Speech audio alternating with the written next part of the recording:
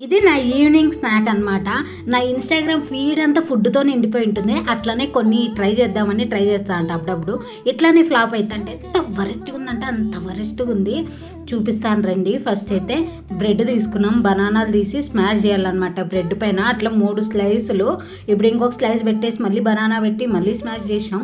And తర్వాత పూస నెయ్యి ఇంట్లో ఉంటే అది పెట్టి మంచిగా అంటుకోవాలని చెప్పి చేత్తోనే రుద్ది దాన్ని కొంచెం బ్రౌన్‌గా అయింది అని బాధపడి మళ్ళీ గీయేసి మళ్ళీ చేసి తర్వాత పాలేసాం అనమాట. మెయిన్ ఇక్కడ అండ్ పాలల్లో చక్కెర కూడా ఏమన్నాడు. ఇప్పుడే గుర్తొచ్చింది మన డైట్, అందుకే నేను షుగర్ మానేసినాడ. అండ్ నెక్స్ట్ పాలు నీళ్ళ మాదిరి వాడినాను అనుకోండి. ఇన్ని పాలు వాడింటానంటే అప్పటి వరకు మా అమ్మ గుర్తుకు రాలే. పాలు వాడేటప్పుడు మా అమ్మ తొక్కి నార తీస్తుంది ఇంట్లో పాలు వేస్ట్ చేస్తే. మళ్ళీ తర్వాత గుర్తుకొచ్చిందిలేండి, మళ్ళీ చూపించే ఏమైందో. ఇదైతే లాస్ట్లో ఇట్లా వచ్చింది. ఇట్లా మా అమ్మ లేదు కాబట్టి ఈ వంట నేను ఇద్దరు కొంచెం సేఫ్. అండ్ పాలల్లో నీళ్ళేసి కవర్